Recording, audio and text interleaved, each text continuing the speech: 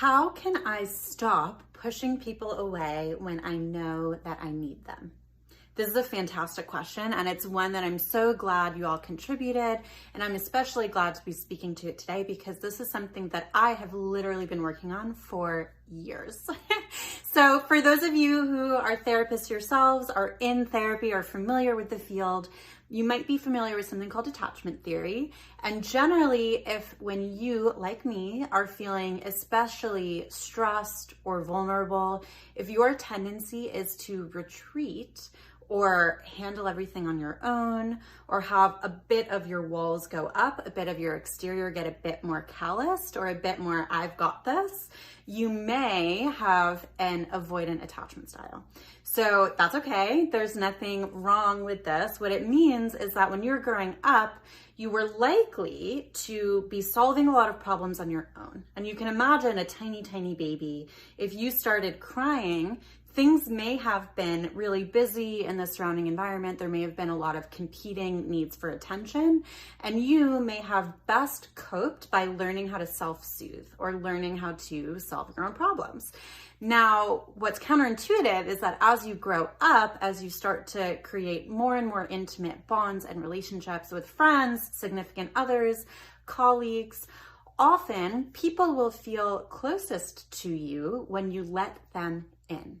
And frankly, none of us can do absolutely everything on our own. So we need to let people in. In your romantic relationships, you should have a partnership.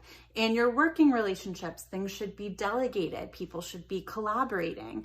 In your family relationships, you want to be communicating directly. What do you need? What can you give? So, fantastic question. And what I would say about how you can stop pushing people away, first up is awareness. So that's what we've talked about, some why might that be happening. I encourage you to reflect and think a little bit, what was my childhood like? And bear with me, I know that for some of you, that's more of a usual or normal or approachable question than others. And think, is there a reason why I might be behaving this way? Can I imagine a way in which that was what I needed for my own survival? That at one time, that's what was in my best interest? And is it possible that now my needs have changed? Is it possible that now it's no longer in my best interest to behave that way? But I've built years and years and years and years of that serving me. So there's reason for it to exist, and there's reason for me to start working toward chipping away at it. Great. So once we've done that, how do we start chipping away at it? So of course, as always, this is going to vary tremendously from person to person.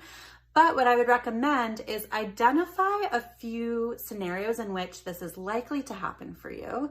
How can you either proactively communicate with the people who are impacted in those areas to say, hey, I'm learning this about myself. This is why I do this.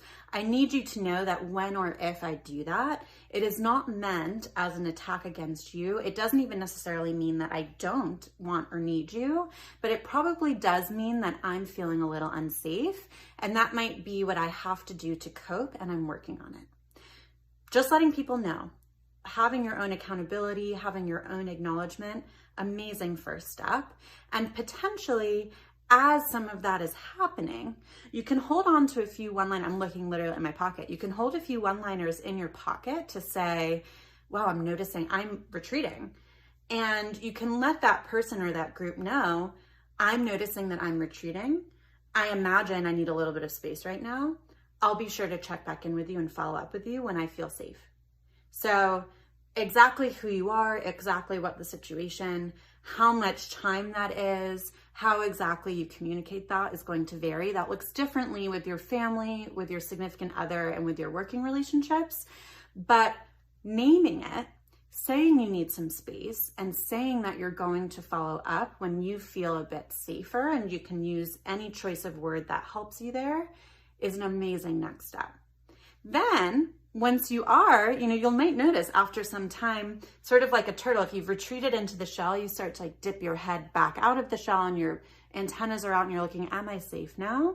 Then you can also have in your other pocket a few one-liners to reopen the door and say, hey, So time has passed. I've reflected. Thank you so much for understanding that that was my need, if they understood, and say, I'm really ready to re-engage. I might retreat again, but I'd love to unpack this as much as we can. I would love to let you in, know that I'm trying.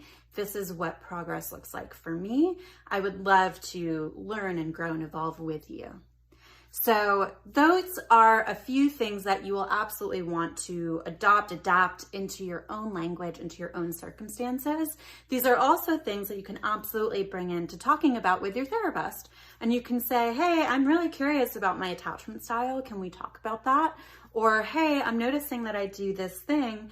Can you help me unpack? Can you help me understand why did that happen? What am I learning? What am I protecting myself from? And how can I start to chip away with these people to grow in ways that I'm now identifying that I'm more attracted to? So I hope today's small talk was helpful for you. My name's Alyssa. I'm the founder at MyWellbeing. Keep your eyes peeled for the question bubbles in our stories so you can share your questions and we can answer them. I'm really looking forward to seeing you soon, and I hope you have as grounded and fulfilling a day as possible. Bye.